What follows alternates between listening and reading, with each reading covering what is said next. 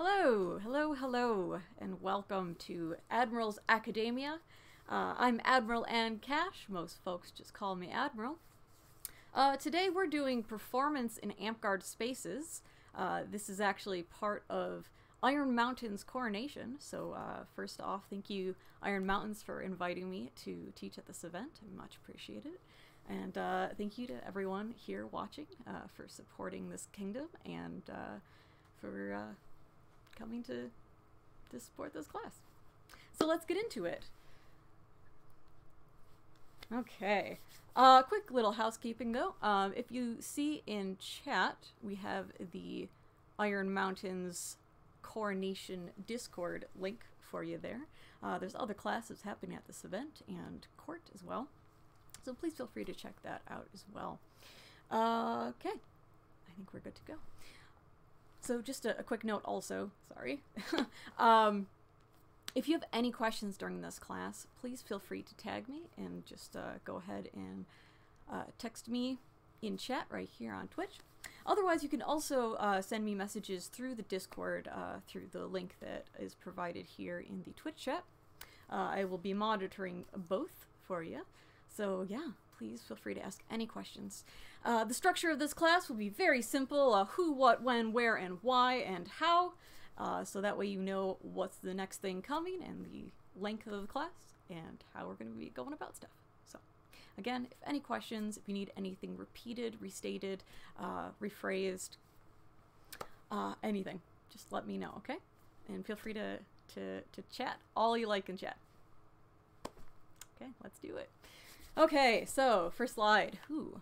So, for performing in Amtgard, it's important to know who's involved here. So, the performers, it's important to note whether you're doing a solo act or if you are doing a duet or something where you have an ensemble of performers, because those are the varieties. There isn't just one way or another to do it. It's important to know who the coordinator is. If it is yourself, awesome. That's going to make things a lot easier. But sometimes you're going to have a coordinator, and it's going to be important to keep up that line of communication so you're able to work with them, to coordinate, and to make sure that you guys are on the same page. It's important that when you are working with others that you folks are agreeing on things, that everything is planned out accordingly. And I'm going to go into a little further in this class the exact things that will need to be sort of negotiated, as it were. And of course, the oh so important audience, which is who we perform for. So those are your who, and we're going to go right to the next thing. What? So, the cool thing about performance in Amtgard is that there is a huge variety of what you can do. So we're just going to go over the basics and some options. Please do not feel that you are restricted to these. If you can find other ways of doing it, go for it. The world is your oyster, enjoy it. So, Bardic. This is the campfire performances. This is the group of individuals that are right now meeting on Discords and Zooms and all sorts of manner of online resources and connecting things where folks are able to do performances, where this is more of a sort of a recreational kind of thing. There might be a structure, there might be a sign-up list, but otherwise it's a non-competitive format. It's strictly for entertainment. A lot of times this tends to be songs. A lot of times it's the main times you really see these are at events. Those are the most popular, but as of right now, we're seeing a lot more of them happening sporadically. I know in our kingdom, for our featured park nights, we have one night in particular that has a bardic, so it's not necessarily like an event. It's more of what folks do at their park day right now. So there's definitely a wide variety of times that bardics can happen. The other main format, I would say, is Dragon Master Bardic Performance. So this is the competitive for tournament performances. Most often than not, these are usually solo pieces, and this is where you're going to see things like recitation, vocal performance, or voice, it might say one or the other, and or singing, it might just say singing. Consult your corpora. It will vary from kingdom to kingdom. You'll also see instrumental performance, and some kingdoms will have a dance or movement category. Other kingdoms might also have an open category that could fill different types of things. So again, consult your corpora. It will vary from kingdom to kingdom, which is also important because if you are doing an inter-kingdom tournament, it's important to check out the corpora of the kingdom that you're competing in, because they will vary. For sure, they will vary. I learned that the hard way. Do not make my mistakes. So, another thing that a lot of folks don't realize is an option, and one that I've used a great many times, is feast entertainment. This is an option if, again, right, you can coordinate with your autocrat at the event that you would like to do this performance at, because this is one of those things where you do need permission. Space is an important thing to be able to coordinate, which I'll explain in the where. But essentially, when you can do it, it'll be varied. You can actually do pretty cool performances for feasts. You can do all sorts of things. My main thing, I've done like plays, shows of that nature. But you can also do things like, you know, your standard bardic performances and things, just having like mood music, where you don't necessarily have a center stage sort of performance. You have sort of just an ambiance thing going on.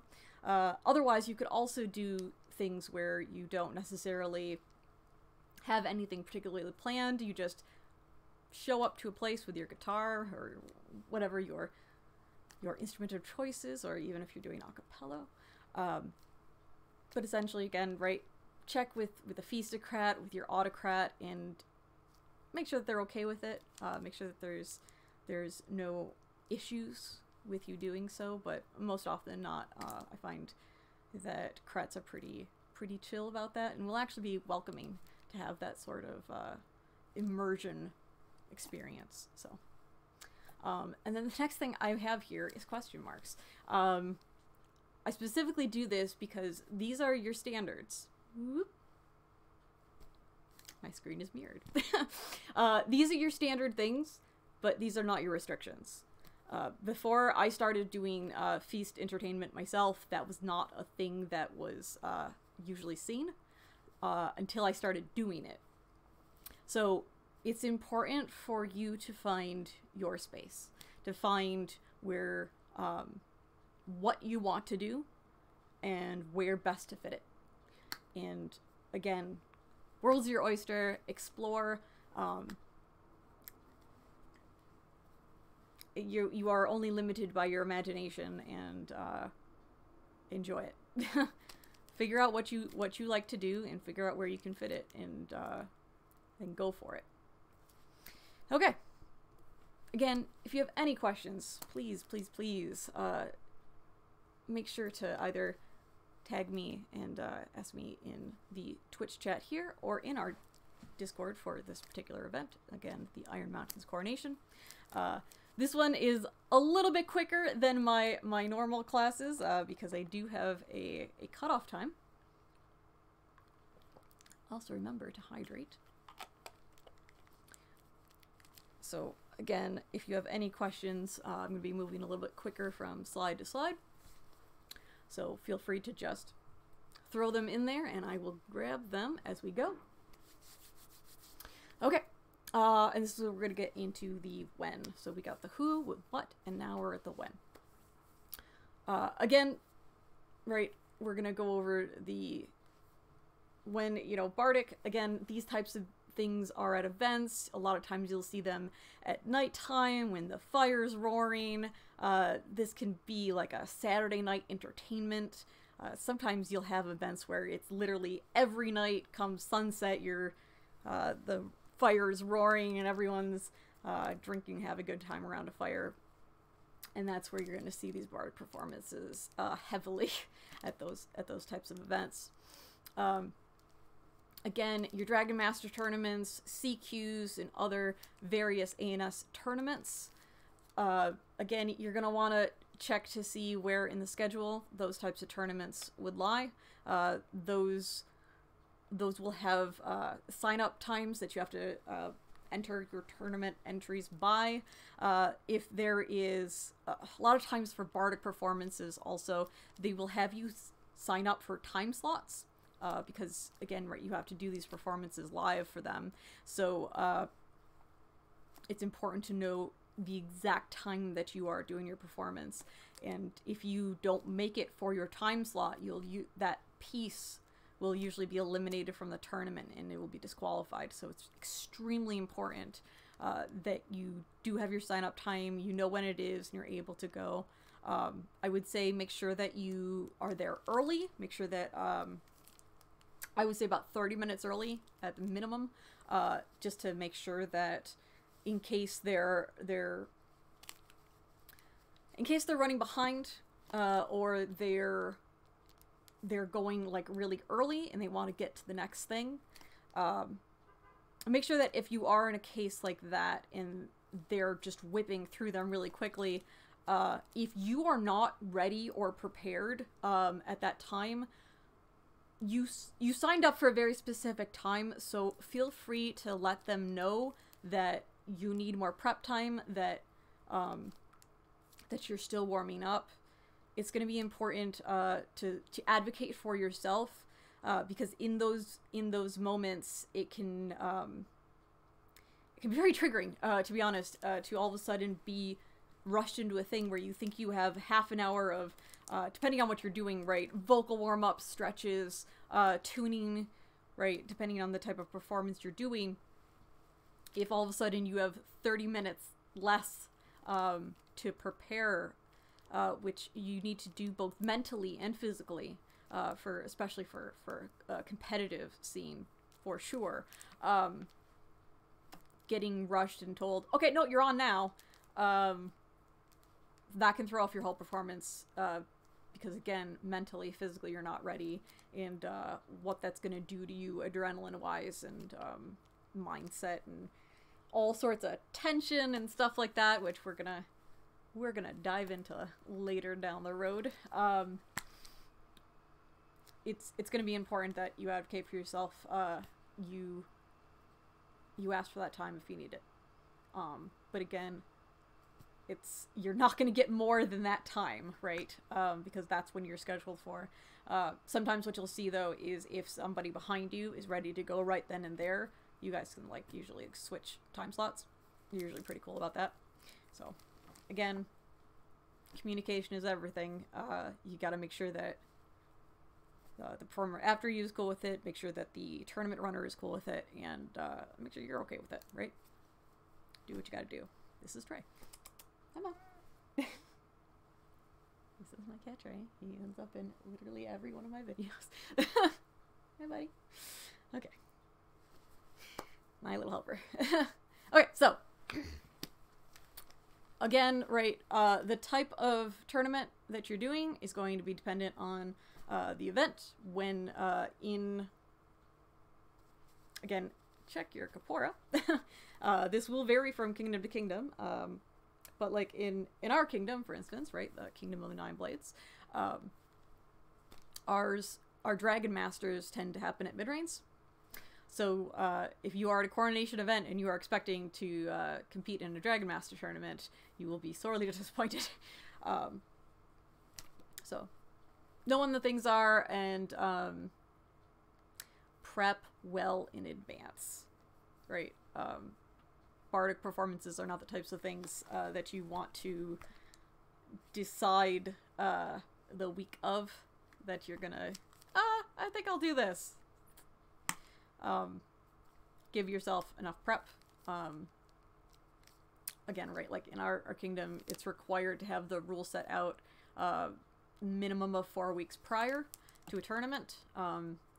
It's usually best if you can do so, like, literally at the beginning of your term if you're regent, giving folks like 3 months to prepare for a tournament. Oh gosh, that's great. Also, you can prep tournament pieces for way future, right? Depending on how much time that you need to prep it and to really just, you know, go above and beyond for it. Remember that doing those preparations and doing the practicing and planning and all of that doesn't have to be just for one specific tournament that like you have to do all the practicing right before it and that's it, right? You can go, I'm going to work on a piece, I'm going to get a crew together, I'm going to do a thing, and I'm going to do it at Keep 2 years from now, right? You can plan that far ahead. You can do way down the line. There's different things, right? Also, again, this is going to be one of those check your corporas types of things. But a lot of times something you can do also is you can enter the same pieces in multiple tournaments so long as you're going up in the size of the tournament. So if I'm doing this one song, I'm singing a song and I'm doing it in a Shire Dragon Master tournament, I can then enter that song into a Duchy tournament the next week, and then the Kingdom tournament 2 months later, right? As long as you're going up. But if I do that in a Kingdom tournament first, and then next week I go and try to do it in a Shire tournament, I can't do that. So it's important that you're going up, can't go down. Again, that might be dependent on your corpora, so check the rules, check with the tournament runner. Again, there's also going to be some tournaments where they allow you to do pieces that you've done 10 years in the past at interkingdom level, and it doesn't matter. It's going to vary. So again, things like just regular ANS tournaments, it's going to vary. It's going to be all over the place with what the rule sets are, what's allowed. If there's timelines of like how much time you have for your time slot, right? A lot of times you'll see them be 5-minute blocks where depending on who the tournament runner is, you might have a thing where they're gonna want you to stick to that 5 minutes, but if you go over a little, they're gonna let you finish. There are other types of tournaments where they will have a stopwatch, and exactly at 5 minutes, they will stand up, interrupt, and go, "Thank you. Nope. Yep. Thank you." And they will literally cut you off in like the most abrupt, uncomfortable manner, and that's it. You had the 5-minute hard cutoff, and they will stop you. I've seen that happen, and it's unnerving. It's very unnerving, and they'll usually dock you also for it because you didn't follow the rules, you didn't have a clear cutoff, right? Yada yada yada. You can go on forever. Don't fall into that situation, depending, right, on again the rule set. Make sure that if there is a very specific cutoff, that you're practicing with a stopwatch, that you're actually timing the piece and making sure that you're hitting that cutoff time. So again, all of that goes into sort of the time element. So getting off of tournaments, right, feast entertainment. Again, this is one of those things where the amount of time is going to be critical, because you can run into a thing to where you then go too long and court can't happen because you're in the middle of a performance, right? If you decide to do an hour-long show and feast is done in 30 minutes, that's 30 minutes of them sitting there waiting to get to court. And then if you're doing an indoor location and you only have the hall till X amount of time, right, you cut into that, all of a sudden they can't finish court. you all are all kicked out of the building, and it's a whole mess, right? So that's a potential thing that you got to plan for. So, but self-explanatory. When these things happen, if you're doing a performance at Feast, it will happen at Feast. Make sure you check the schedule, make sure that it's starting when you're expecting it to start. Understand also that for Feast, sometimes Feast will be late, and sometimes it will be early.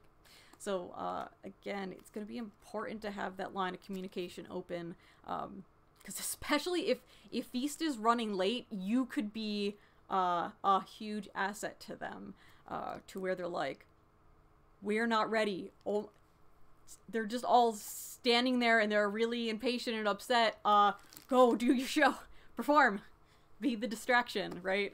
Entertain them while they're waiting, right?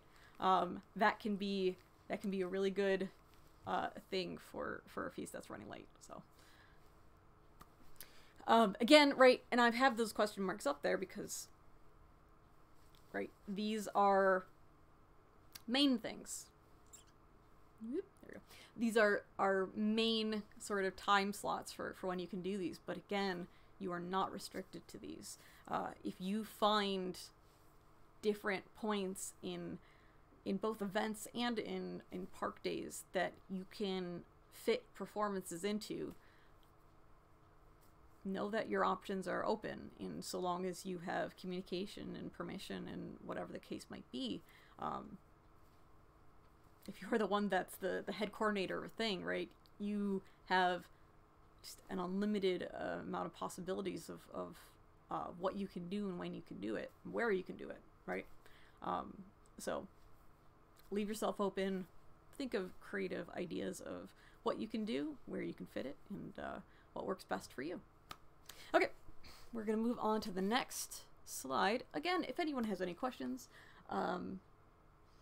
excuse me, feel free to tag me in either the Twitch chat here or on the Iron Mountains Coronation Discord. Again, that link is up in the Twitch chat if anyone needs that. And also on the Iron Mountains Facebook group, where you can get all of that information as well. And remember to hydrate. Feel free to drink along. Okay. So how is everyone doing? If you're there, I'll just throw an emote. Just let me see that you're there. Doing all right? Send me your favorite emote, whatever it is. Just a random emote. Maybe the funniest one you can think of. Maybe just a progression of strange emotes that work, and create a story with emotes. Let's see what you got. And then we'll move on. Okay, let's move on to the next section. Where? So I'm gonna go super basic on this. Indoor and outdoor. There are challenges to both, and there are advantages to both. So, if you are doing an indoor performance, things to consider. Space.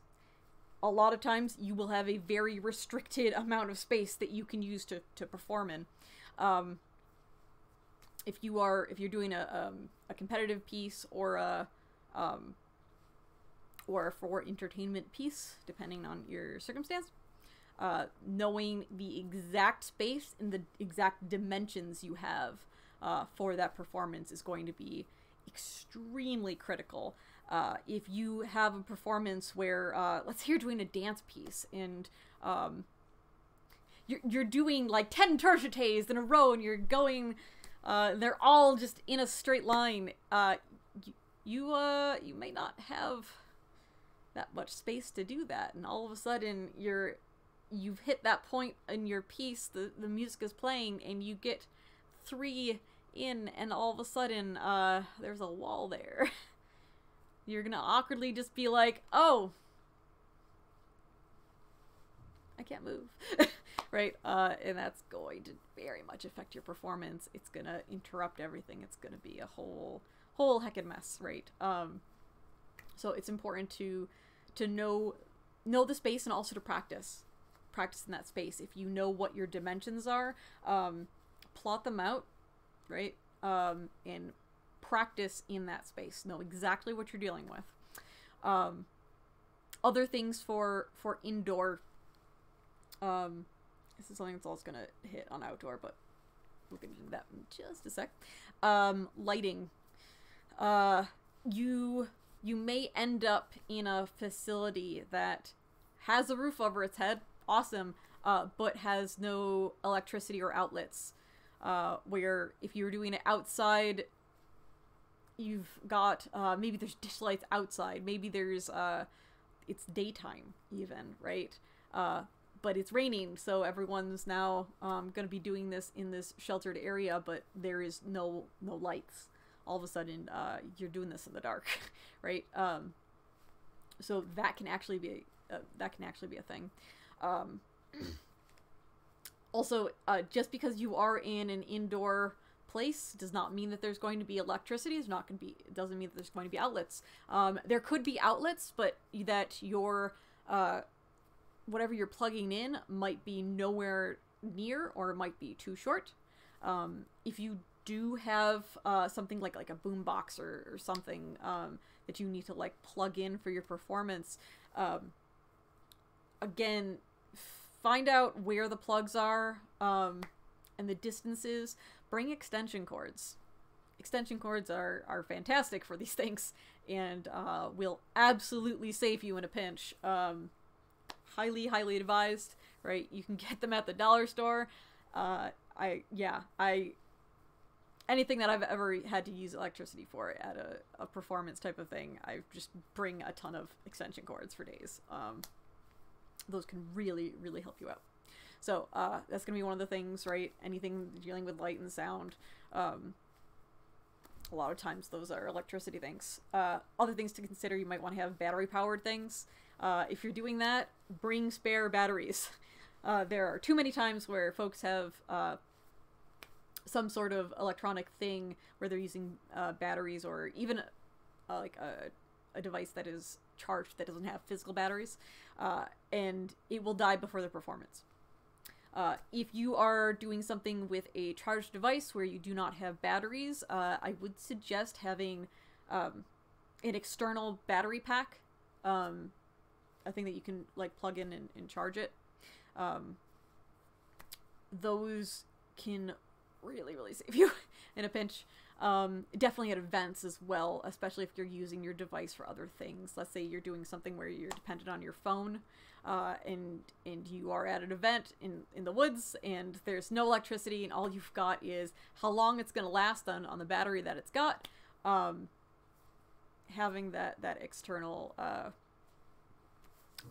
charging pack is going to really be an asset to you. I've definitely used them. Definitely saved my butt a million times. So definitely advise that.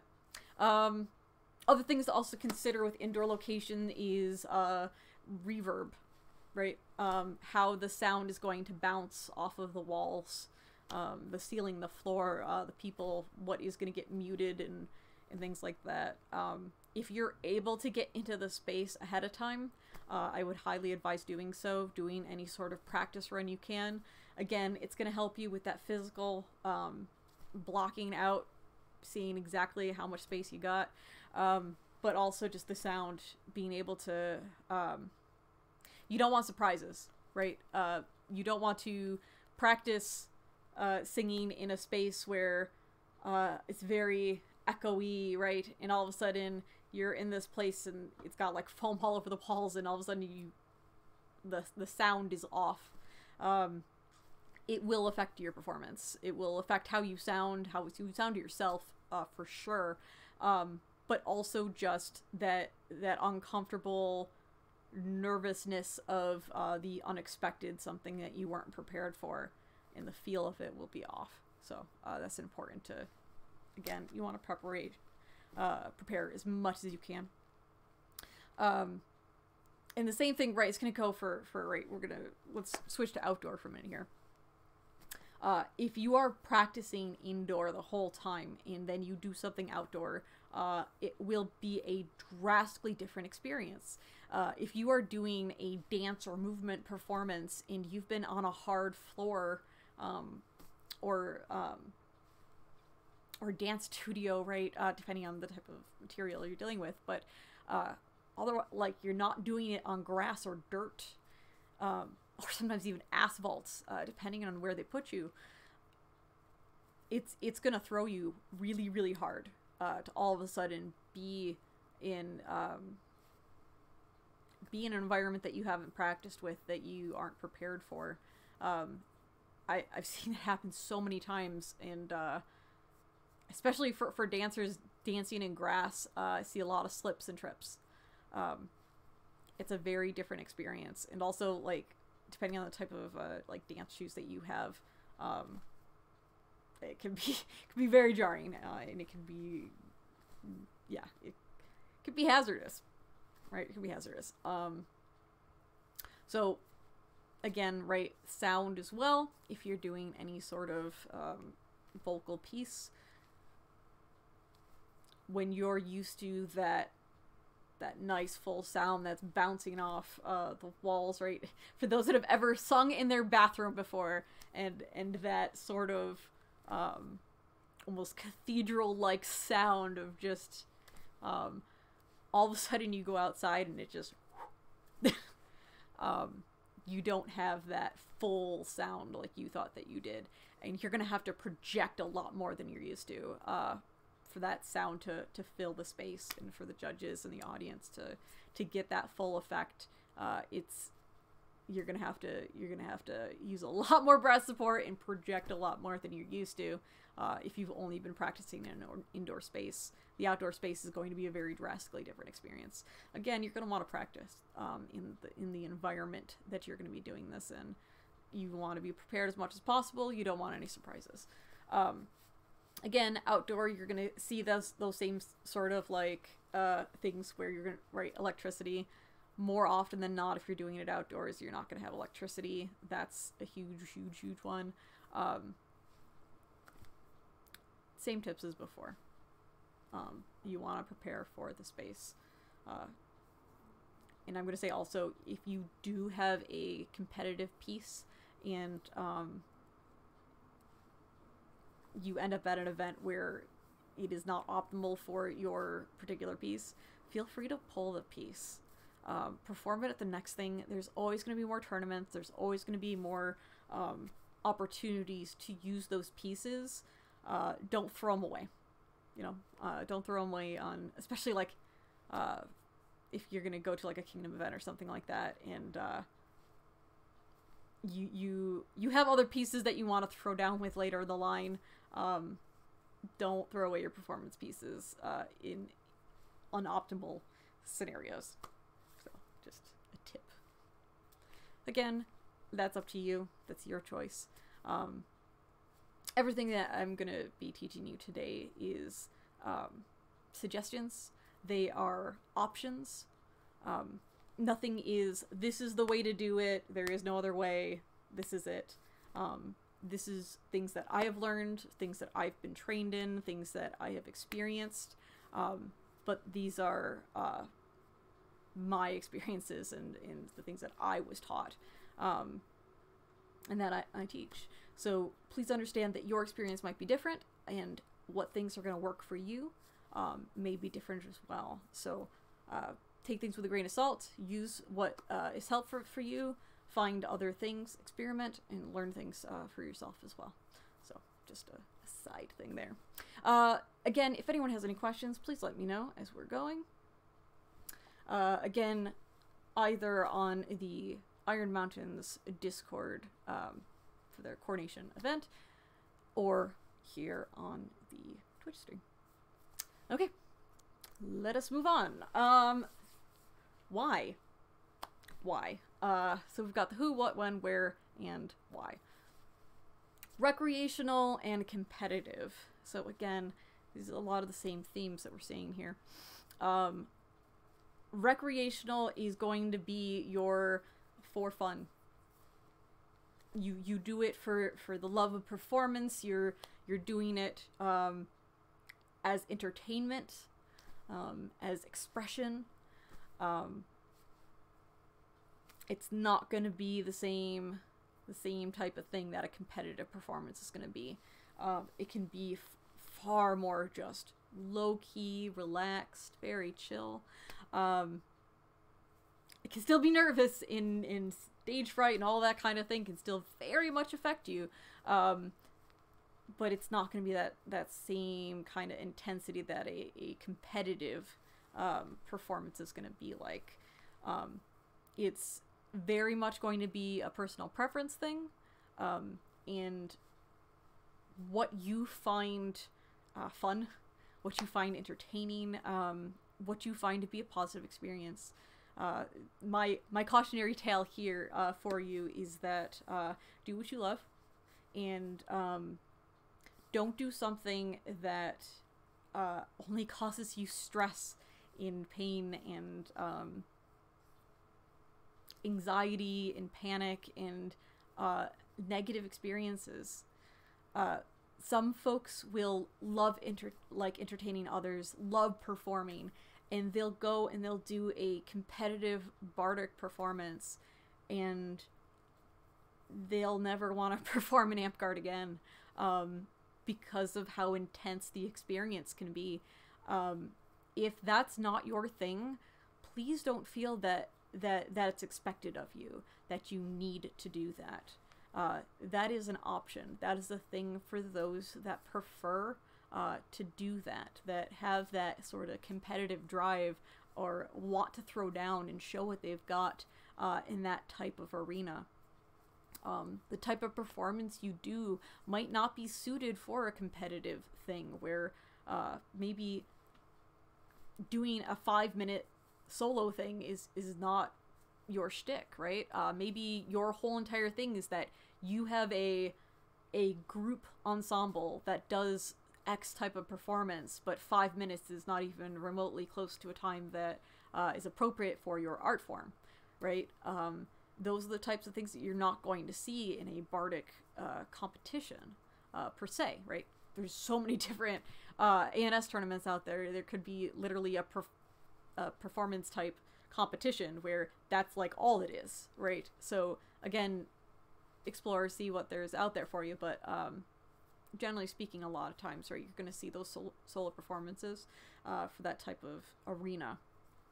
So again, it's going to be very important to know sort of what you're doing and why, and understand the different types of experiences and how they feel, and doing the one that is most appropriate for you, so that is an experience that you want, something that that you are passionate about and enjoy doing. So just cautionary tales. So we're gonna get into the big chunk here. Again, if you have any questions at any point, please, I love questions. Feel free to, again, tag me in the Twitch chat here or on the Iron Mountains Coronation Discord. Again, also the link is in the Twitch chat there, or you can find it on the Iron Mountains Facebook group for their event page. Okay, so we're gonna get into the nitty-gritty here. This is the how. Okay, picking your piece. Oh, goodness gracious, this is so critical. For Amtgard spaces, generally speaking, you're going to want to have something that's like swords and sorcery or historical or anything like that that's going to fit into that sort of niche thing. You're not going to want to do something that's hyper modern. For some tournaments, that is actually a requirement, where you can be disqualified or docked heavily for doing modern material. So it's going to be very important that you are checking the Kapor, you're checking the rule set for the specific tournament that you're entering. Again, if this is competitive. Recreational, I'm gonna say you're gonna see more of that modern kind of stuff at like Bardics. When folks are drinking around a campfire at the end of a long day, and it's 3 o'clock in the morning and everyone is half awake but super awake at the same time in a strange world of nonsense. Yeah, if you're gonna hear Wonderwall, somebody's gonna be yelling Freebird. These things do happen. So again, that's super relaxed and chill, and those are the types of arenas where you're gonna find that to be more appropriate. There's other types of bardics though, where they take it very seriously, and for those, they're expecting you to basically be doing tournament pieces, but you're not getting a score or feedback or anything like that. It's literally just here's the bardic performance base, here's the time, but yeah, no fun allowed bardics.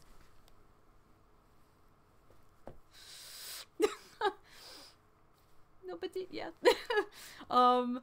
Right, it can be very, very serious, and they take it very serious. Now, for some folks, they love that regimented sort of experience where, again, it's really taking your craft very seriously. It's treating it like you would for a tournament setting, and for those, it is very serious. They'll take it very serious, and again, right, you're gonna have those times where you're gonna sign up. It's gonna be very regimented, and also like the feel can be very different. Sometimes those can be very serious pieces, very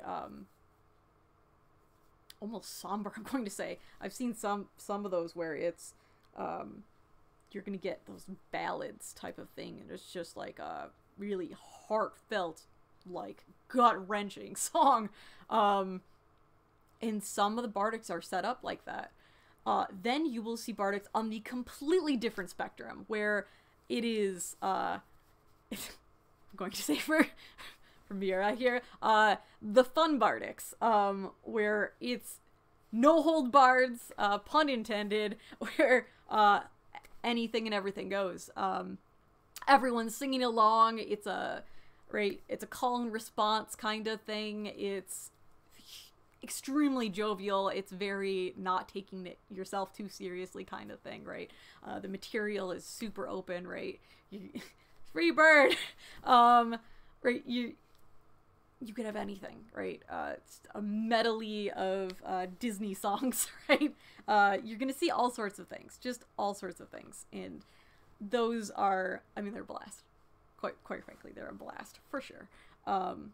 But it's, again, one of those personal preference things. It's what do you enjoy, right? It's also important to note that these aren't just for performers, right? Go to bardics because you want to see your friends sing and dance and do recitations and perform and be silly and have fun, to be entertained. You don't have to just go there if you are a performer and you're just waiting for your spot in line, right? These are spaces to be a part of these things and to enjoy. So definitely know that these are places that are encouraged to be at. Sorry, I'm just setting my TENS unit. I am hooked up to a whole bunch of electrodes right now. I'm having a procedure in a few days. Yay. So, very sorry. A few times during this, I'm going to have to reset the timer on it. So, terribly sorry. But yeah, again, so these are going to be very different experiences. So, getting to that picking your piece, right?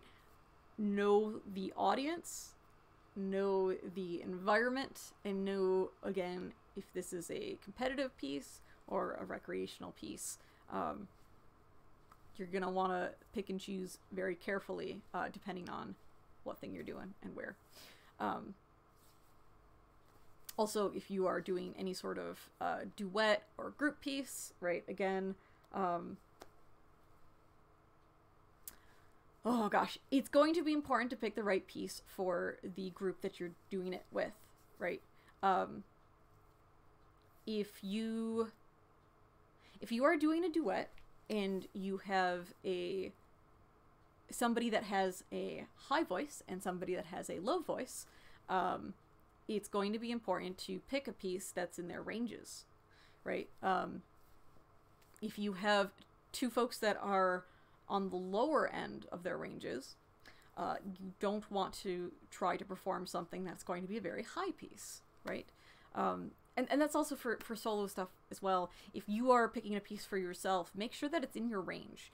And that's more for vocal stuff, but when going into other things, right?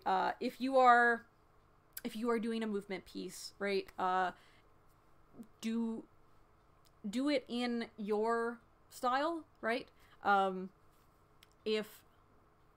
If I am very much like a ballerina, I am not going to necessarily go to Olympiad and do a tap performance, if that's not my given dance style, right? You're gonna want to put your again, pun intended, best foot forward. Which is very strange for me. I usually don't do puns, and I usually go, no, don't, when others do. So I'm going to be super hypocritical here and make puns. Terrible. Shh, don't tell Lord Valiant. This will be our secret. So it's very important to pick your piece for the individual doing it. If it's yourself, of course, right? If you are more of a comedic performer, doing something super serious might not be in your wheelhouse for doing something that's recitation based, right? Again, for vocal, the range of your piece is going to be pretty big. It might even be a thing where the majority of the song is in your range, but there's one note that's just a bit out.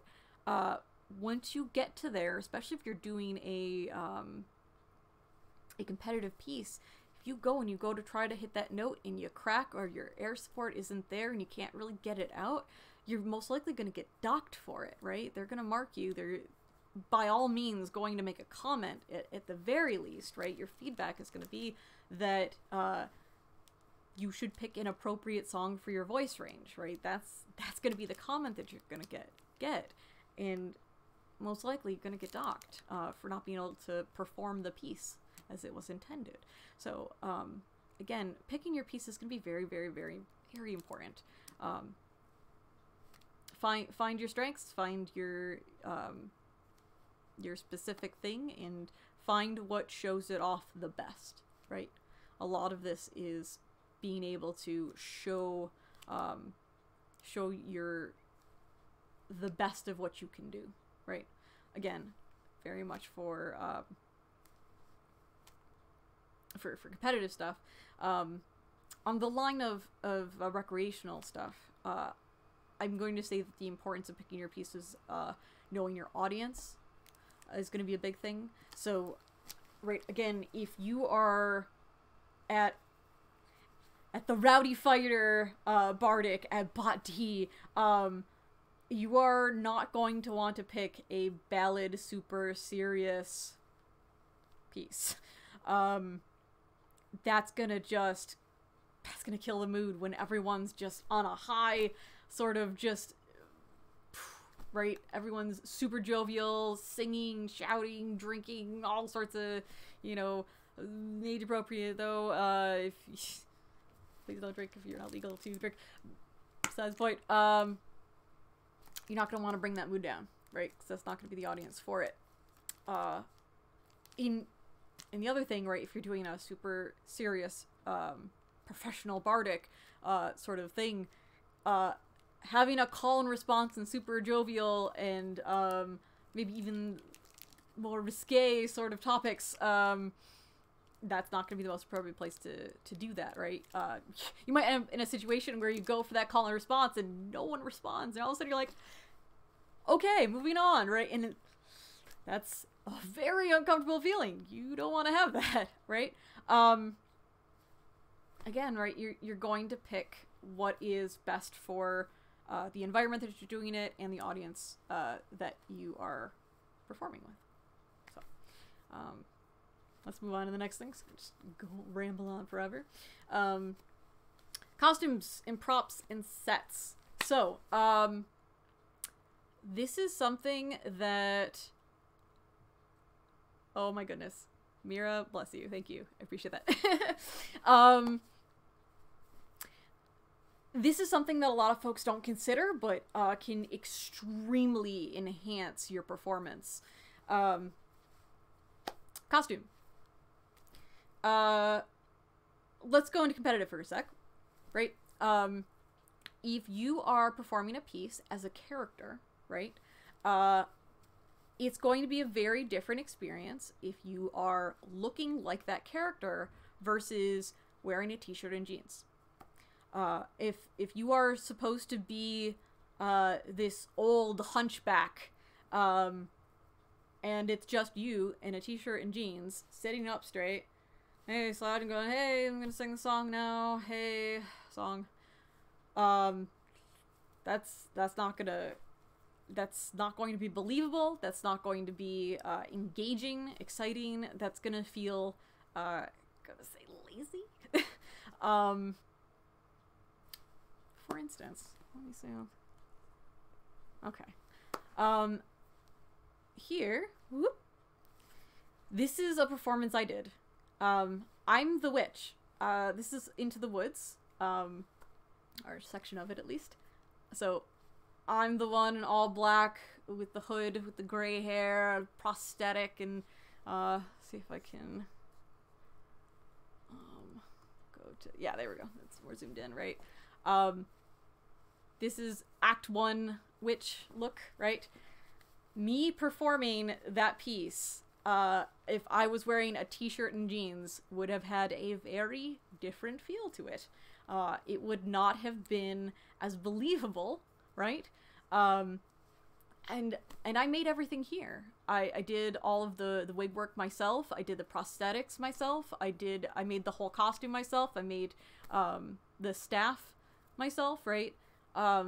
That's gonna just, right, that's bonus points. That's all of that's showing your commitment, your how much you're willing to invest in and put into a thing, right? Now mind you, this was a little nonsense when it comes to my bardic performances, so please do not feel that you need to be at that level as well. You don't need to be making everything from scratch yourself, right? Other folks can make things for you. You can purchase items, right? You can look around your house even and find random things that you can pull from and go, hey, put this with this and this, and it kind of looks like that, right? Please do not feel that you need to go to this sort of extreme. But more or less just putting the effort in is the important thing. Doing what you're capable of and what you can pull off.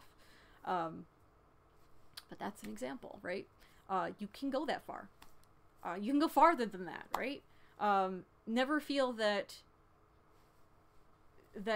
you are restricted and can only do X thing and that's it, right? You're only limited by your imagination and how bonkers you're willing to go on a thing, right? This particular entry was actually an experiment for me because I wanted to see just how over the top I could do a bardic performance. Let me see if I've got these photos. I can show you kind of the extreme I went here. So I made all of the set, right? The wings. I made all of the props and costumes. Right. The stage is a thing that it breaks down. You can, this is a huge thing. It's important to be able to have, stops and starts to your performances. So actually having a stage type of thing like this, is actually really, really good. And this is for even competitive or recreational things, especially if you're doing, anything, especially like in character or something like that, right? Anything that you have a specific entrances and exits, and especially if you have multiple individuals, clear stops, starts and ends, to your piece, right, these can be really, really, really, really handy, because a lot of times you're going to be in a situation where there isn't anything remotely close to this. You're not on a stage. You're just literally out in the open, in a room where there is nothing, where your judges are just in a chair in front of you, and the only restriction is the walls in the whole entire place, right? It can be very, very open and very uncomfortable. So having something like this is really, really useful. So, and it's very simple. It's very simple. It's just PVC pipe with a cloth drape, right? Just whoop, and it ties in the sides, and it breaks down really nicely into just these, like, right, pipes. Super, super easy to get around. Super easy to assemble, take down very quickly. So these are a lifesaver. I use them for every single performance that I do. Even when I'm doing just like a random solo thing, even for like a tournament, I'll even just bring the one, just so I can have a very obvious, right, I come on and I'm in character, and then once my piece is done, I go back, and when I come back out, I'm out of character, and I thank them for, you know, listening. It's very clear, starts and ends. It can help you get into character, have that moment, that beat, before you go out, right? Having that sort of prep moment in front of your judges is a very uncomfortable thing, and it might not be as evident to them when you're starting your piece or ending your piece, right? Some performance methods, you'll see the word scene used, right?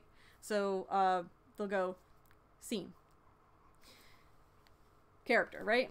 Do their piece to this, end, right? And then they go scene, right? There's a word that explains your start, your finish. There's a code word, right? But in between those things, there is no break. You're in character the full time, and you're engaged. It's going to be very, very, very important that you're just clear, right? You don't want them to be surprised. Or, oh, no, they're starting now. Oh gosh, geez, right? Like, you want to be very, very clear. So, but yeah, just a quick thing on this, so you can see the nonsense here. Before I move on to the next thing. Hi, Paigey, it's you. Hey, Mira, this is the person that's with you. As a blonde with really long hair, Rapunzel. That's right. So, and my squire. So I made everything that she's wearing there. Amazing performer, by the way. It's a pleasure doing this show with you. Except for the wig. I did not make the wig. Right? Again, the baker and the baker's wife made all those. If Alex is here, or folks, this is your queen. This is Promethea. Promethea was amazing and was my narrator. And I made that outfit. Right, again, that's my staff. It lights up.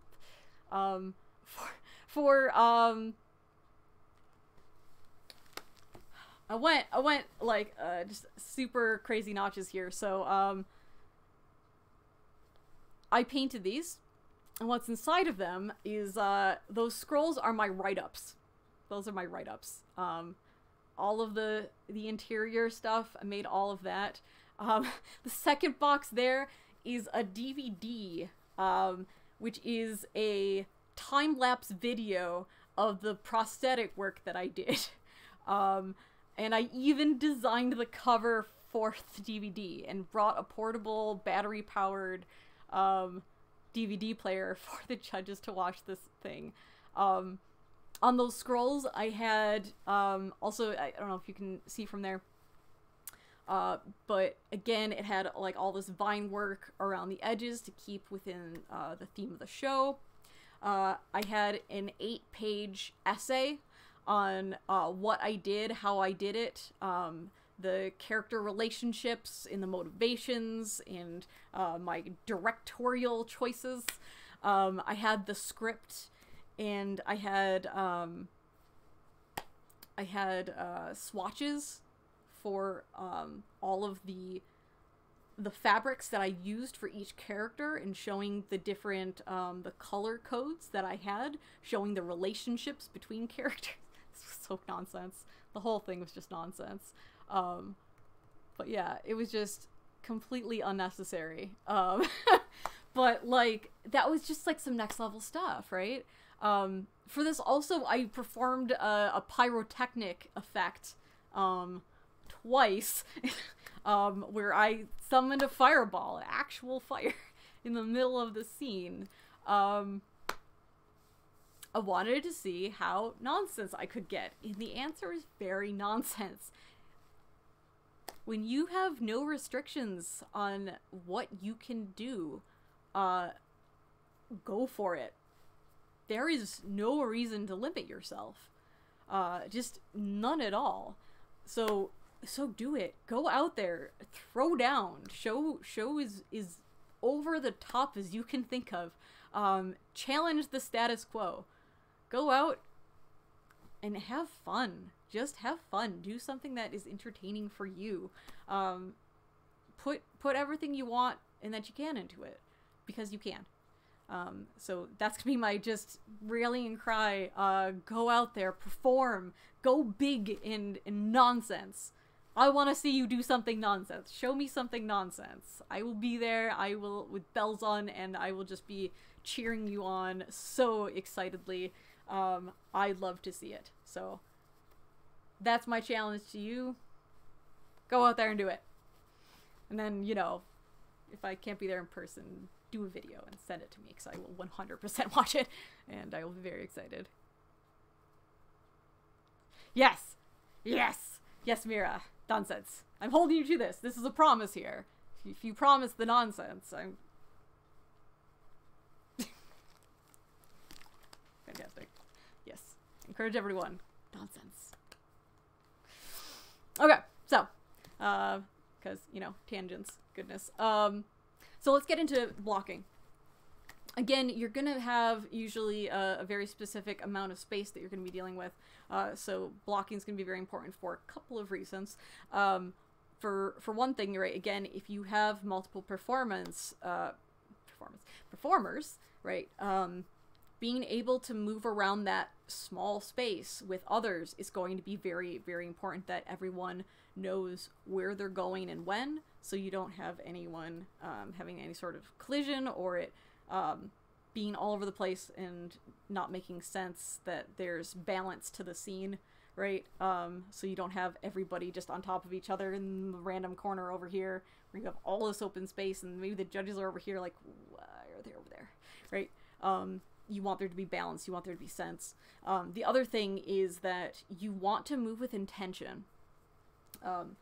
One big mistake I see with performers is the pacing wander, right? Where they just go back and forth, side to side. This can be very distracting.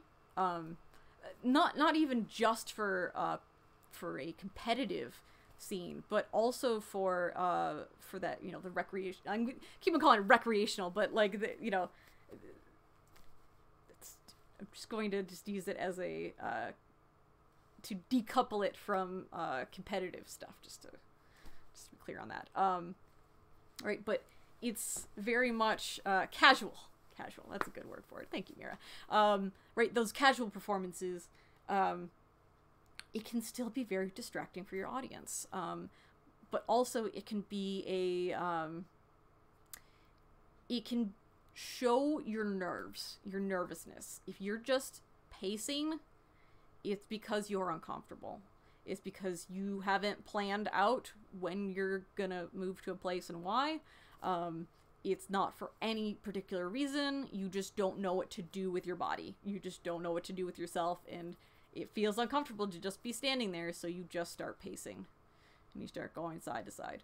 Now, there might be a performance type of thing where your character is actually pacing in the scene, right? That's moving with intention. That's purposefully pacing. There's going to be lots of cases where you can do X, Y, and Z with intention, right? If you're rocking, right? Oh gosh, that felt terrible in my spine, and I'm not going to do that again. If you are rocking back and forth, right, because you're nervous, that's going to show, and it's going to look like, ooh, this is uncomfortable to watch right now, right? And for a competitive thing, you're going to get docked, right? You're going to get docked, you're going to get those feedback comments of, you seemed very nervous when you were performing, right? And that type of thing can also show a lack of preparedness, which we're going to explain in the practice portion. But you might end up playing a character that is a very nervous individual, or doing a recitation where they're talking about how much they're freaking out about a thing. And that you should be rocking. You should show those types of things for that type of character, right? But that's moving with intention, right? Whatever you do for blocking, it should be movement with intention. Repeat stuff. When in doubt, repeat stuff. So I'm going to repeat this phrase. Intention. Move with intention. You're also going to want to be aware of everything that you're doing with your body. Oh, nope, I do have that on there. Okay, so it's 2 things from now. I'll explain this in 2 things. So again, right, these are going to be choices. Actual choices, knowing when to move, where, and when. So plan that out, practice that. And if you're doing this with other individuals, right, you're going to practice it. You are actually going to plot it out with them, and everyone's going to move and do things on specific words, on specific timing, specific places in the music, right, depending on the type of performance that you're doing. Move with intention. Okay, so body and voice awareness / choices. For this, try to couple this with all of the different types. If you are doing a vocal piece, posture is going to be very important. If you are hunched over, you're going to cut off your air. You are not going to be able to take a nice, good, full breath. Which means that you're not going to be able to project. For those higher notes, you're not going to have enough air to support those, and they're either going to crack or they're not going to come out at all. Breath is everything for singing, everything.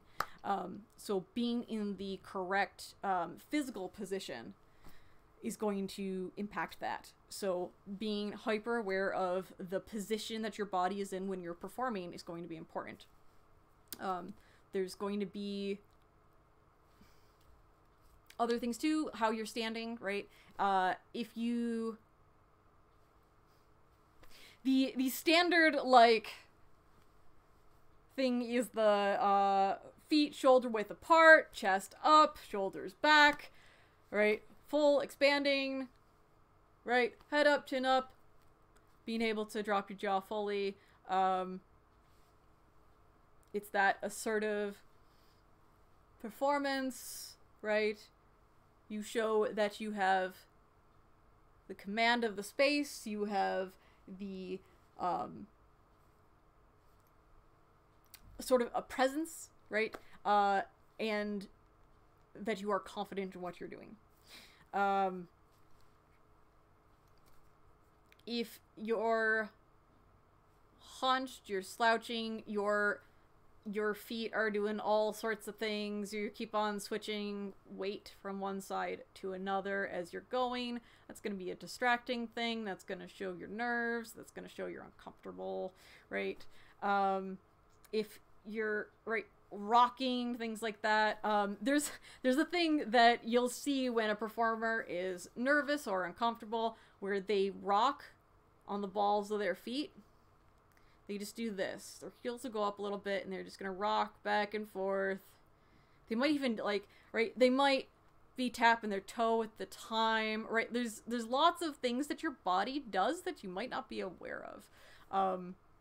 So, and this is going to go into the practice thing. I'm not gonna get there yet. But again, it's going to be choices. It's going to be very, very distinct choices.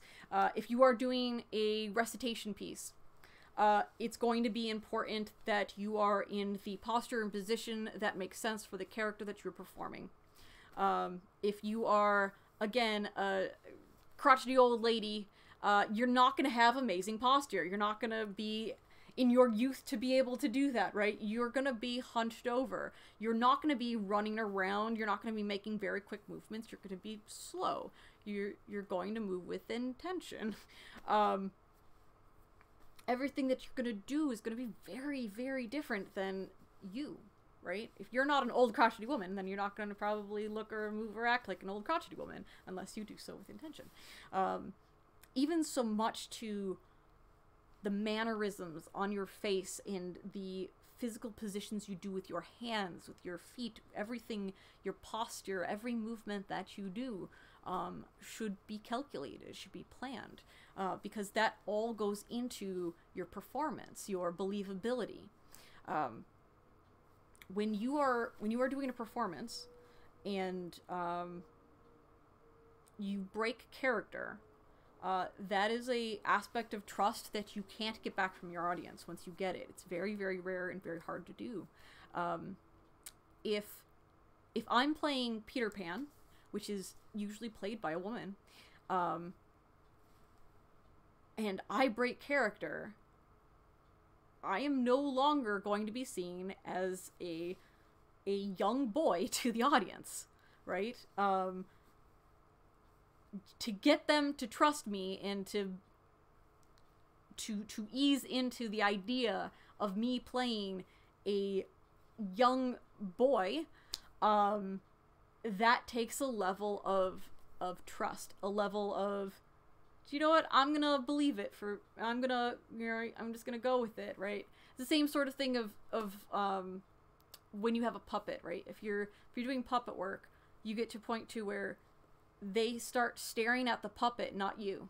Even, because there's the types of puppets where you're actually present, and you're not hiding behind a thing, you're not covered, and it's, right, it's literally on your hand, and, right, you're doing your movements, and they're just, right, they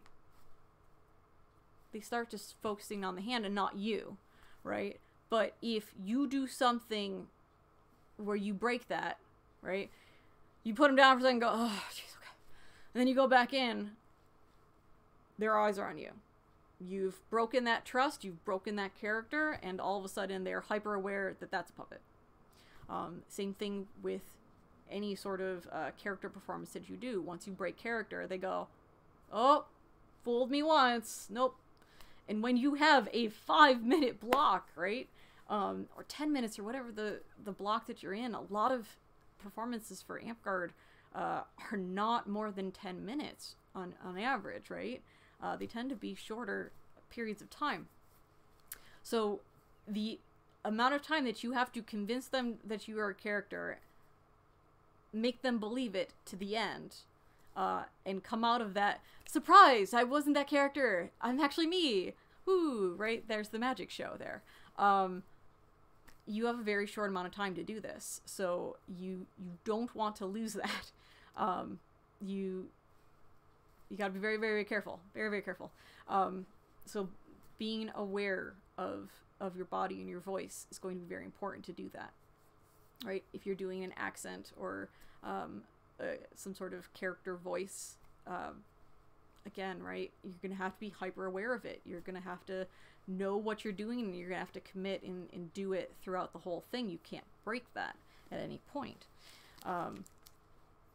For things like for singing, right, pitch is going to be very important.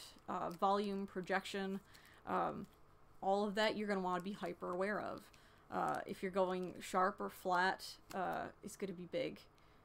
Those are like the number one things that they're gonna tick on there for you being off key. But even just the tone of your voice is a thing.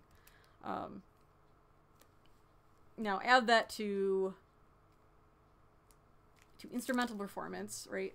If your instrument is out of tune, that will be very, very evident, very, very quick, and it will ruin the entire performance because it will be just off. It'll hit you. There'll be that dissonance, and you're just like, oh, that's terrible. That's so terrible. No, why?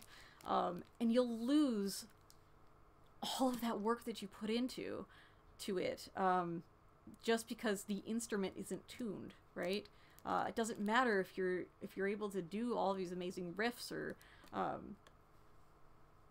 whatever the case might be, right? All of your fingerings, all of your breath control and your support and your, you know, depending on the rate, if you're doing a particular instrument where you have a, you know, very good embouchure, you're doing tonguing, slurs, everything that's very, very deliberate. You're playing around with the dynamics. All of that will be lost if your instrument's severely out of tune, right? It'll become a distraction, right? At the end of the day, you want your audience to be focused on your intended things and not be distracted by unintended things. So that's where awareness is everything. Oh, excuse me. Again, hydrate. Remember to hydrate. When performing, side note, hydration is extremely important. Please hydrate. You do not want to pass out in the middle of your performance. You want to keep your sugars up. Make sure that you're eating, especially if you're doing this like at an event. Please take care of your body. Especially if your body is your instrument, right? If you're a movement performer, if you are a vocalist, especially, your body is your instrument. Please take care of it. It needs to be in peak optimal shape for you to be able to perform your best. When I did my Keep Olympiad performances, I was very, very ill, and I got very sick right before my performances, and oh gosh, that was just a nightmare on my throat. So it's important to be very, as best you can in a healthy situation. Don't get dehydrated, please. Because you'll get sick. And it will be bad, and you can pass out, and it is very, very bad if you pass out. In the middle of a performance, especially. Please take care of yourselves.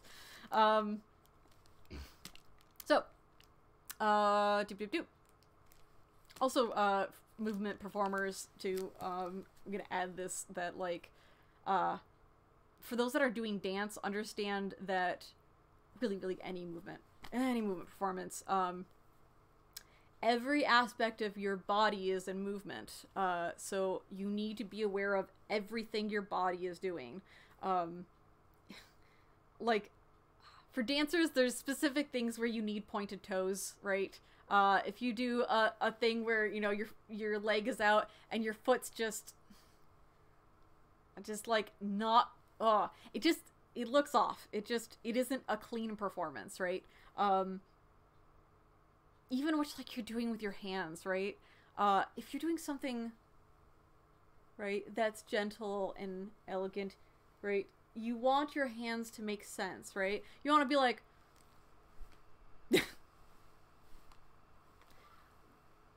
right? That's jarring. That's jarring to your performance. Be aware of your whole body when you are performing. Any movement piece you are doing. Everything is part of your performance. Yes. Facial expression. Yes. Goodness gracious, yes. Yeah, if you are trying to emote something with your body, your feelings, right? Right? If I've got all of that in my body, I'm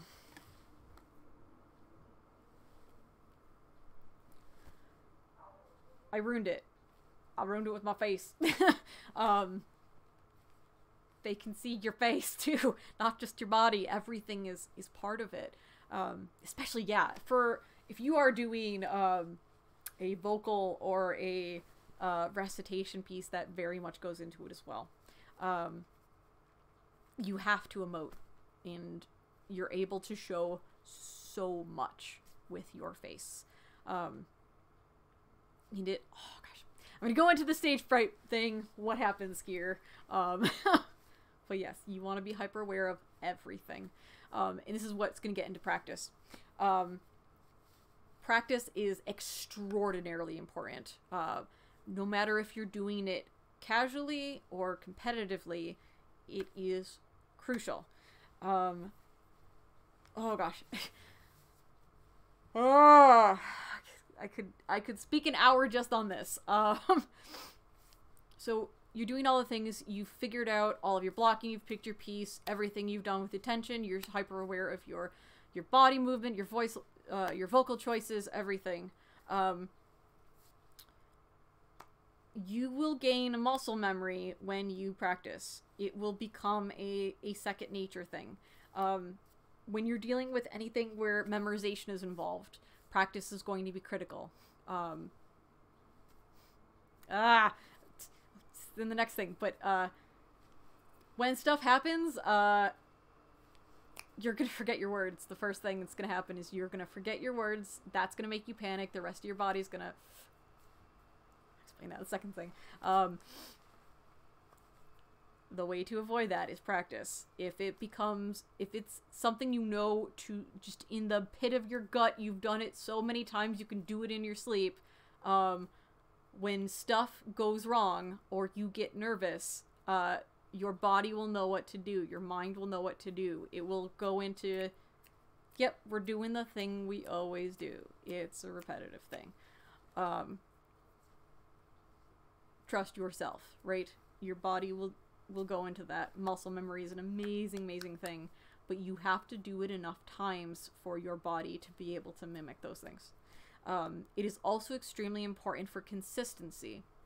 You can't get muscle memory and how memorization will work if you don't keep doing it the same way, right? If you half-fast and you do your like spotting blocking where you're not actually doing it full out, you're not gonna build the muscle memory. You will know how to block it out. Like, you'll know the spots, but you won't know the physical full out thing, right? Additionally, thing with practice is, if you can, practice in the place that you're gonna do it. At least practice it in the size of the space that you're doing it. Again, what you can do is you can sort of block off the perimeter. You can get pylons, cones, just mark out your space. Practice it outside if you know it's going to be outside. Practice it inside if you know it's going to be inside. Try to mimic the environment as best you can. But very, very, very much so, practice if it's outside. Practice it outside. That's going to be super, super, super important. Other things to consider when you are practicing. Mirrors. Mirrors are going to be your friend. When you are making all of these, choices, which also mirrors can be super, super helpful for that as well. If you're able to see exactly what that looks like, instead of just, I think this is what on my face is showing, it might not come out as you intend it.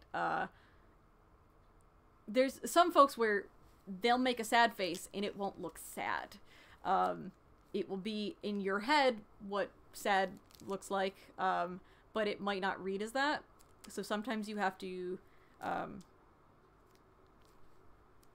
you might have to over-exaggerate specific expressions or specific mannerisms.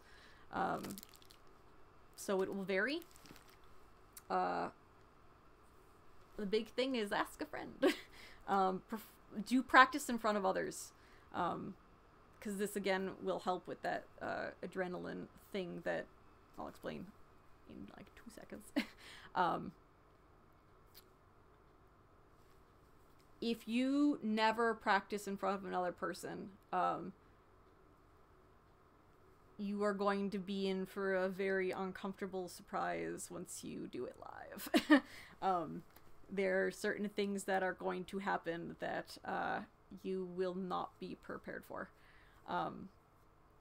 So I'll go into this into this here. Stage fright. Folks tend to think of stage fright as afraid to perform. Some people do legitimately have a fear to perform, but what the feeling is usually a result of adrenaline. It's a result of not being prepared.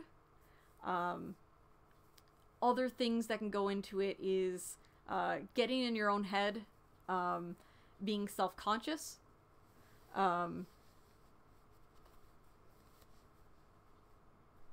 Okay. Well, good luck, Mira and Paige, on your exams. Much love. Thank you for being here as long as you were. Getting to the near the end now. Anyways, so basically, what will happen is you will have specific physical responses when your adrenaline hits. When you do it in front of others, it is an adrenaline hit. Being able to practice where that adrenaline kick is going to hit you, it's important to practice the adrenaline kick. Some things that are going to happen is your heart rate and your breathing are going to go faster. That will affect things, especially if you are doing like a vocal piece where your breath control is very, very important. If you are doing a recitation, you will find that you will start rushing. You will start speaking a lot quicker. When you are nervous, you're going to have certain body tics. You will show it on your facial expressions. You'll look concerned. You won't be able to hide that well on your face when you have that nervousness, that anxiety. Your face can definitely be a tell and give you away. Certain things that your body will do was like rocking back and forth, shifting weight side to side between your feet, playing with your hands, right? Will be like that, right? That sort of thing. There's all sorts of things that happen to your body when you try to cope with that adrenaline hit, that nervousness. If you don't practice enough, if it's not muscle memory, if it's not memorized to the point of you know it in your sleep, right? That's gonna hit you at that moment, right before you're about to go on, and you go, oh god, what if I forget something? What if I forget a word or a line or the tune, like the pitches, whatever the case may be. You worrying about it will be a self-fulfilling prophecy. You will get so far into your head that you will start having obsessive thoughts, intrusive thoughts, and that will end up blocking out the memory of your movements, of your words and your pitches, and all of those intended movements and very active choices. You will block out all of that needed information because you will be thinking far too much about everything that could go wrong, and then it will go wrong. So again, if you can practice in the optimal uncomfortableness, do things spur of the moment. Do things where you're practicing in front of people that you are scared to perform in front of. Give yourself a real, legit, uncomfortable scenario, because when you end up doing it for realsies, it won't be that bad. I have folks that are afraid to perform in front of me, which is still kind of like a really thing for me. But they go, yeah, no, you're a serpent knight and you're performance-based and stuff, and I just don't want to screw up in front of you. And it's like, no, I'm like the perfect person to work with, because then, like, I know what it's like. I don't have that judgy feel, right? I'll go with you and act ridiculous and nonsense. For those that know me, I'm a ridiculous and nonsense type of person. And very low-key and chill. But yeah, if there's somebody that you're nervous to perform in front of, practice in front of them. Practice in front of them. Because then, when it ends up being a bunch of folks that you're actually pretty chill around and are your friends and, you know, then it's not going to feel like anything when you're doing it. It's not going to trigger you. It's not going to be a thing that you're going to have that fear response to, if you've already done the worst it could be. So, long story short, if you ever want to practice, hi, come show me stuff. But yeah, so that's going to be a thing. A big thing is going to be just controlling those nerves, controlling your breathing, be aware of your pace, and use it. Use that adrenaline rush, use that kick, use it as like a pump up kind of thing. Also, sorry, one more tip on that. You can trigger the adrenaline rush prior to going on. This is actually something I use for battle gaming, because of chronic pain stuff that I have. What I'll do before battle games to hit that adrenaline thing, because adrenaline can be a band-aid for pain. So this trick will also work for performance-based stuff. What I personally do is, get all this stuff out of the way. Open palm. I will just pat my chest. Just open palm, because there's no, I don't have a fibro trigger spots there. It's like only up here and 18 other spots. But some people do the side of their thigh. That's a good one. Basically pick a spot on you that doesn't hurt. You know, open hand, right? Nothing where there's going to be any sort of point or trigger, right? You don't want anything like that. But basically what it does is it goes, ooh, right? It sparks your system. It all of a sudden gets things going. Your heart all of a sudden starts moving. Your adrenaline is triggered, and you'll need that.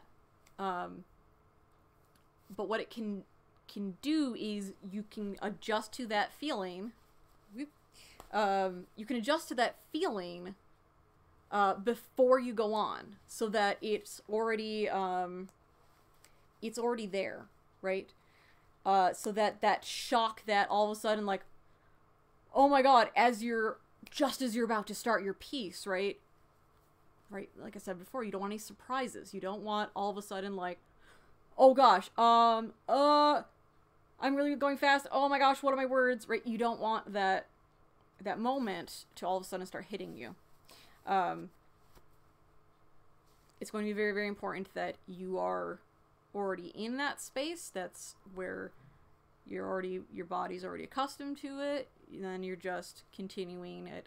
It becomes a consistent thing, right? You don't want surprises. You just want to trigger that before you go. So that. Okay. So, the last couple things here, just because we're getting to the end of the time. We've got about 9 minutes left. If you have any questions, please post them now. And I will try to hit them as we are closing up, but we are getting to the very end of this class. When you are performing, read your audience. They are going to be able to tell you if they're engaged, if they're losing interest, if they are uncomfortable, if they're not getting your piece, right? Like, they're going to be able to tell you how you're doing as you're going. So actually look around and see. Though one thing I need to add is, there is a misconception that you need to stare into the eyes of your audience and that you need to stare at your judges. The whole making eye contact thing. I don't know where this comes from, because when you are trained professionally, they specifically tell you to never do that. It makes your judges uncomfortable because it makes them feel like they have to respond in a certain way, that they're like, what do you ask? You want me to smile at you right now? Are you, oh god, right? It will make them uncomfortable. What you're actually supposed to do is pick a spot above their heads, and you stare at that spot. It will give the illusion of you making that sort of eye contact with your audience without staring them down. It makes them uncomfortable, and you really shouldn't be doing it, and it's something that I'll see in a lot of people's judges' comments, that they should be making eye contact, and that is misguided. So if you're a judge, please don't expect that of your performers. They should be engaging, but that does not mean stare you down. That does not mean actual literal eye contact. So that's actually something that's like, professionally, that's a very, like, it's an uncomfortable thing to keep seeing on stuff. I guess a certain side note also is there's a lot of folks that judge that don't know a lot about performance. And you're gonna get, like, for those that are actually, like, classically trained and have, you know, professional training and whatnot, go to school for this, you're gonna see a lot of incorrect feedback, I'm gonna say. So take things with a grain of salt.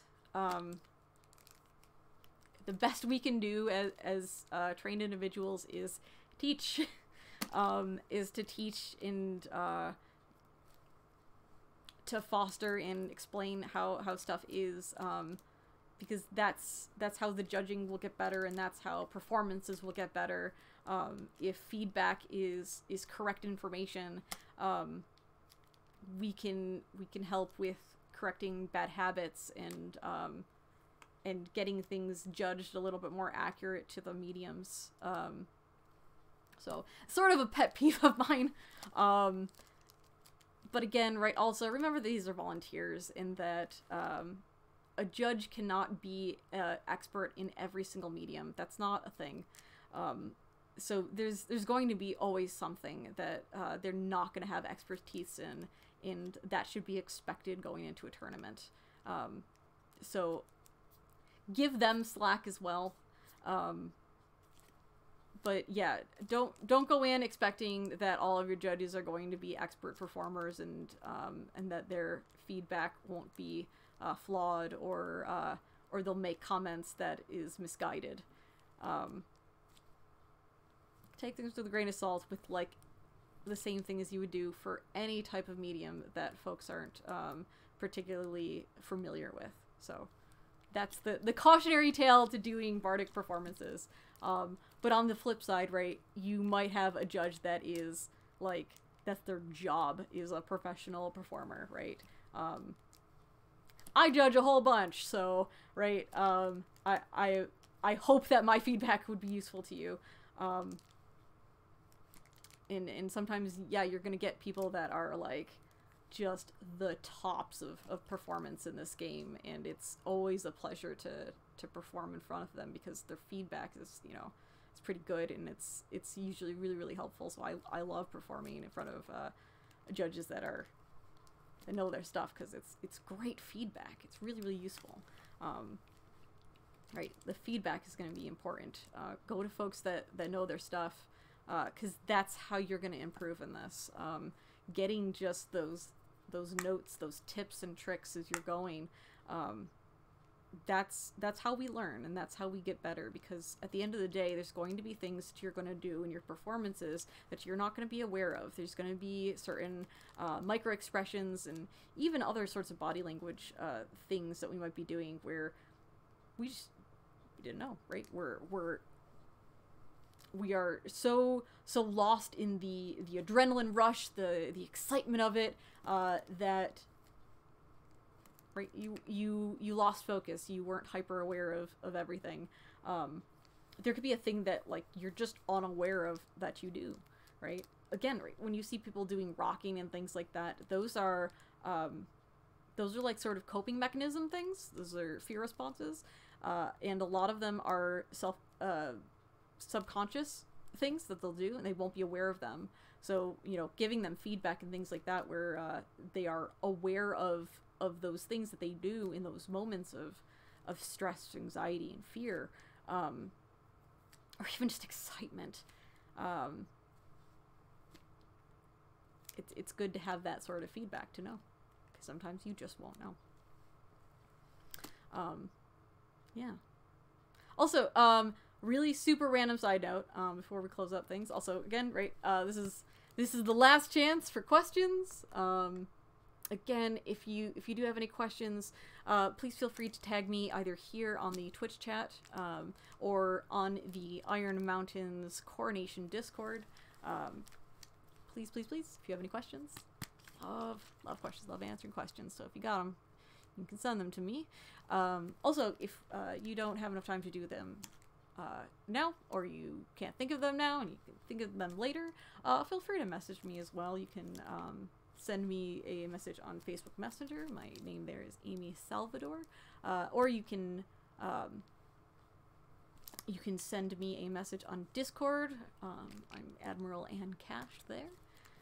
Wherever you can find me, feel free to send me any sort of messages. One super random thing. One judge's critique thing that you might see is them going like shaking at the end of a performance. That's adrenaline. That's not nerves.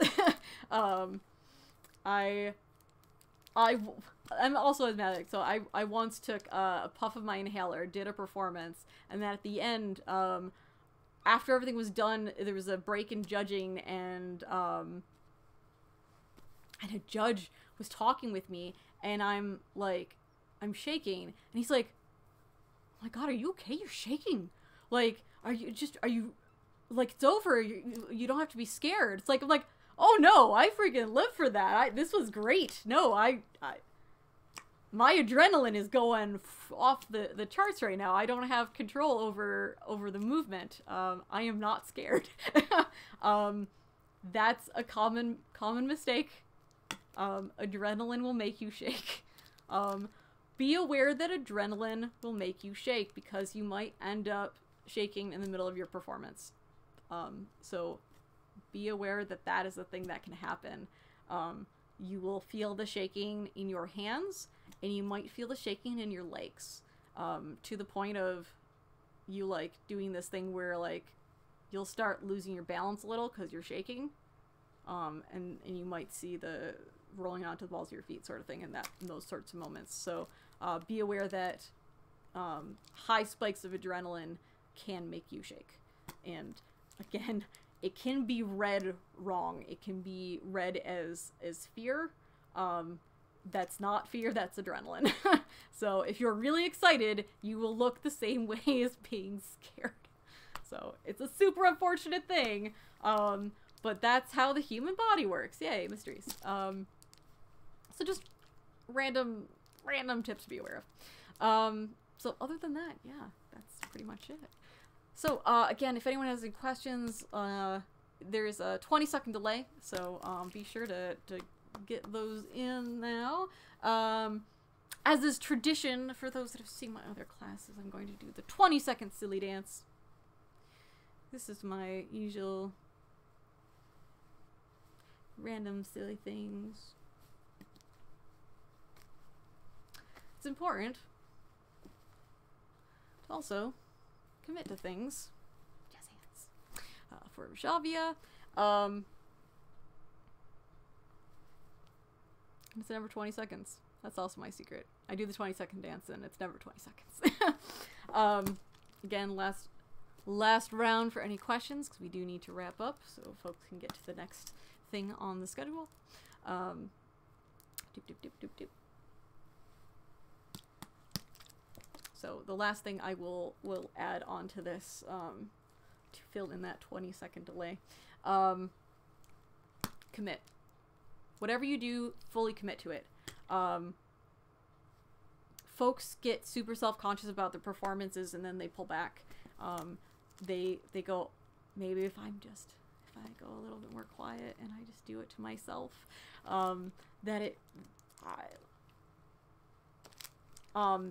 it's actually worse.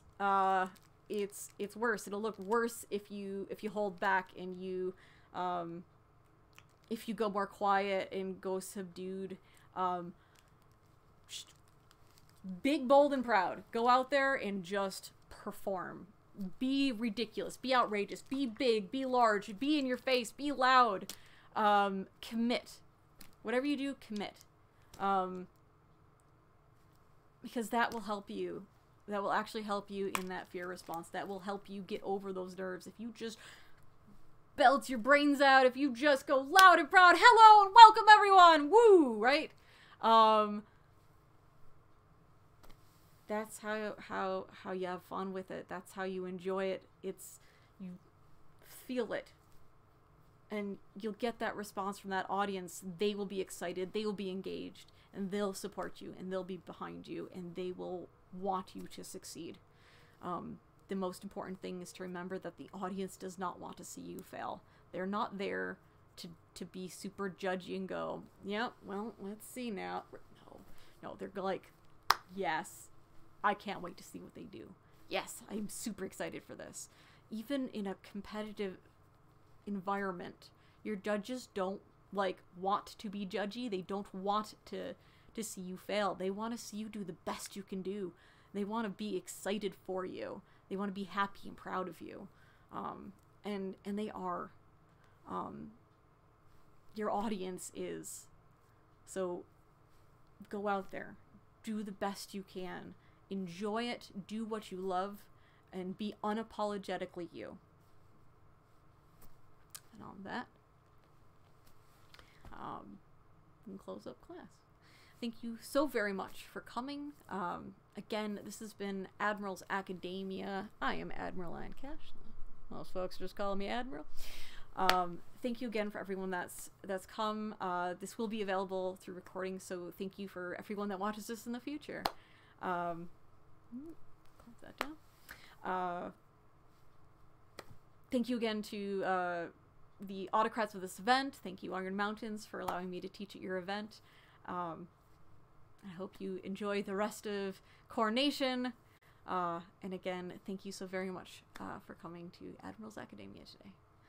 So, take care of each other, be well, and have yourself a good evening.